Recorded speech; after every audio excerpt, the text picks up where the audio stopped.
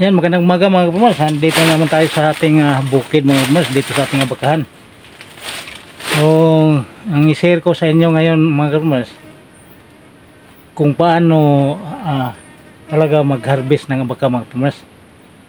Ituturo ko ang dapat makukuha mga kapamars. Kasi mga kapamars, marami na tayong nakikita na nag-harvest ng abaka sa mga YouTube. Yung pag-harvest ng kanila mga kapamars, ubos talaga lahat ng malalaki dyan, ubusin nila mga kapamars. So, ang maganda mga kapamars, sa yung ituturo ko na idea, na yun ang pag-usapan natin ngayon, na kung alin lang ang kukunin dyan mga kapamars, no? Sa kanila mga kapamars, halos ito lahat na malalaki dyan ay putulin nila, no, harvestin nila. So grabe mga kapamars, medyo matagal tayo na makapagbalik pag-harvest mga kapamars. So ang maiwan sa kanila yung mga ganito lang mga kapamars, oh. Yung mga suhi na lang mga kapamars ang maiwan sa kanila sa kanilang pag-harvest. Ito. So wala namang bawal mga kapamars kung gagawin natin yung pag-harvest na yan. Pero grabe mga kapamars, ang tagal natin makapaghintay bago tayo makapag-harvest ulit. Tapos yung laki natin, ang mga malalaki nating abaka, hindi na matulad nung dati, no? Ayan, i-explain ko yan maya, no? Halimbawa, ito mga kapamars, busin yan lahat. So ito maipiktuhan mga kapamars, itong suhiin niya. Parang bata ba mga kapamars, na inalayan mo pa nung maliit pa, inalayan mo na sa pagkain niya para hanggang lumaki siya. So ganito din ang ating abaka mga kapamars. Pag kinuha natin yung mother niya, yung nanay niya, pag kinuha natin, so ito, liliit ito mga kapamars, ito mga suhi niya, liliit yan. Ang tinatawag sa amin na sagasa, no, mga kapamars. O iba pa mga kapamars, pag ubusin natin lahat yan, mga puno-puno na yan, yun, mga puno-puno na yan, kung ubusin natin yan, so wala nang maiwan, wala nang lilim, ay yung damo mga farmers talaga puno ng damo yan. Isang taon na wala na, halos lahat na damo yung abaka, halos di mo na makita yung abaka, no? So itong sa akin mga farmers, oh, ang pag-harvest ito mula nung pag-harvest ilang buwan, magbilang na tayo ng buwan, 4 na buwan mga farmers mula nung hinarbisan ito. Ayan na, no? So pwede naman siya harbisan mga farmers sa 4 na buwan.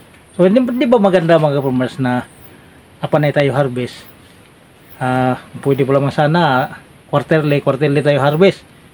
So dito sa amin, pinakababa sa amin sa pag-harvest 4 na buwan or 6 na buwan. Ayan sa amin, 2 yung beses mag-harvest sa isang taon. Kung ganito ang style mga farmers, sa 4 na buwan ganito yung baka mo na. Di katulad doon sa kanila, siguro iwan ko lang kung yung 4 na buwan, kung mayroon kang ganito kalaki na maiwan, ganito, oh. No? Tapos maipiktuhan pa yung ating puno ng abaka, liliit pa itong mga suhi na naiwan mga farmers. Parang dinaanan siya ng bagyo, no? Magbilang na naman tayo ng 2 taon, 1.5 taon o 2 taon, ang nagdidepende sa lupa, no? Kung matataba yung lupa, okay lang siya. So sa ganitong pag-harvest, yun na nakapag-desisyon ako mga farmers na ibalik-balik ko yung pagpaliwanag doon tungkol sa pag-harvest mga farmers. Ayun. So may sabang problema mga farmers. Pag hinarvest mo itong mga bata mga farmers, itong mga bata pa, hinarvest mo yan, yung fiber niya mga farmers ay hindi gaano matibay mga farmers. Nagkakaiba doon sa may bunga na mapag hinarvest mo mga farmers. Yung pag may bunga na, puting-puti pa siya, o bilhin siya ng mahal mga farmers dahil puti, matibay pa yung ating fiber mga farmers. So yun ang hinahabol ng mga buyer sa atin ng ibang bansa, no? Yung matitibay na abaka.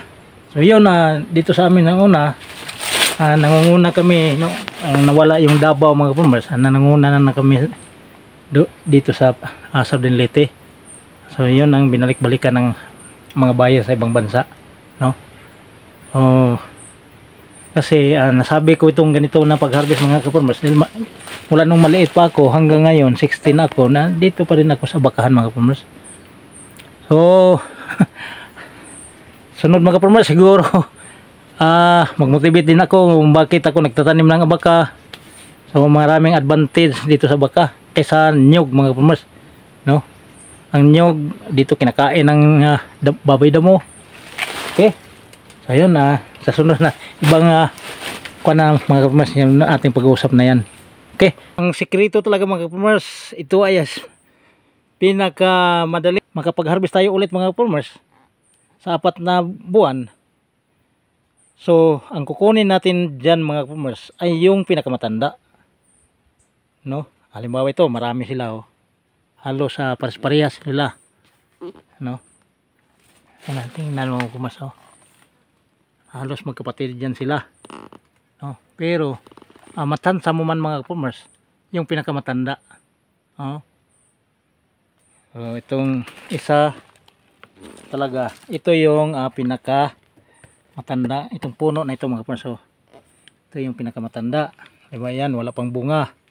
Dapat hindi pa rin yan harvestin, yun, no? Wala pang bunga, pero yan ang pinakamatanda. Kung gusto natin mag-harvest ng 4 na buwan, so yan, kukunin natin yan, isa lang, no? Para sa dating naman ang pang-4 naman na buwan, so maaring ma-harvest natin ay ito or ito, ay parang sabay sila, no? Itong at saka ito. So ganyan lang mga ka-farmers. Ang sikreto talaga yung may pinakamatanda, no? Ang sikreto tulad yan, may bunga na yan, no? Mayroon na siyang bunga. Yun lang ang kukunin para 4 na buwan harvest tayo ulit, no? So sa ibang nag-harvest mga ka-farmers, sa ibang nagkigi o naghagot mga ka-farmers, iba sa kanila, no? Ubos-ubos talaga yan mga ka-farmers. So maaring pasukin ng damo yung ating abakhan mga ka-farmers pag ubusin yan lahat kasi wala ng seed. Mukabuilo na yung mga damo dyan sa paligid ng abaka, no? Yan. Yan na yung pag-harvest ko nung una mga ka-farmers, yan, no? Medyo madamo tingnan mga ka-farmers, di ba? Pero hindi ko na nilinisan yung area na walang abaka. Yung puno lang nung pag-harvest namin, no? Yung puno lang ang kinuha ko. Kasi para hindi matuyuan, tag-init kasi noon, para hindi matuyuan yung lupa, mayroon pa rin masipsip ang ating abaka. Kasi gusto ng tubig talaga yan mga pres. Hindi naman na tubig. Ayun lang ang lupa na hindi siya matuyuan. So yun ang gusto ng abaka. O diba? Ayan. O dito tayo, naglinis tayo. Linisan tayo. Saka nung unang pinakita ko mas doon sa kabila, doon banda yung nakita ko nung una. Ayun, demo ko doon. So doon tayo nag-harvest nung una. So ikot natin mga ka-farmers sa 4 na buwan na pag-harvest ko, no? Pwede naman siya pag-harvestan, pero naka-schedule ito 6 na buwan. So ngayon mayroon na naman mayroon na nagbunga mga ka-farmers, pero hindi pa sapat, no? Magdagdag tayo ng 2 buwan bago tayo mag-harvest mga ka-farmers. Okay, ayan. So mayroon akong isang puno dito mga ka-farmers, green ang kulay. Ito nagkahalo-halo na yung variety nung nakawala yung aming inusa dahil sa sakit mga ka-farmers. Yan, no? Yan. Yan mga ka-farmers. Yan ang ating mga puno-puno ng abaka.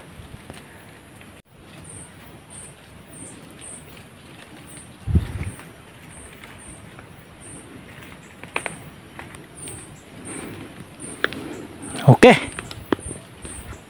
So hanggang dito lang muna yung ating video mga kapatid, tungkol sa pag-harvest. Usapan natin tungkol sa pag-harvest. So lahat ng mga nag-alanganin, lahat ng gustong magtanim ng baka, kung mayroon kayong itanong para sa tanim ng baka, so i-comment nyo sa baba mga farmers. Hanggat makaya natin, sagutin natin yan. no? So, sana mga kapamers, nakatulong itong video ito mga kapamers sa lahat ng gustong magtanim ng baka at doon sa nagtanim na ng baka na hindi pa nila alam yung mga ganitong mga pamamaraan mga kapamers, sana nakatulong sa inyo ito ang video ito mga kapamers. Okay, so maraming salamat. Sana huwag niyong kaligtaan mga kapamers na pindot yung like button dyan mga kapamers, saka pag share mga kapamers. Ayan ang hingin kong tulong para sa inyo mga kapamers. Like and share lang mga kapamers para makatulong ka sa aking munting bahay mga kapamers. Sana din sa pagdating ng panahon na ako din ay makatulong din, lalong-lalo na sa mga magsasaka mga kapamers sa bundok. So hindi lang nakatulong itong video na ito dahil tinuturo natin ang tamang pag-harvest, no? Pagdating ng panahon mga farmers ay makatulong din tayo sa lahat ng nangailangan mga farmers. Yung tulong na hiningi ko sa inyo na pagpindot ng like at saka share, magbunga din yun ng ang tinulong nyo.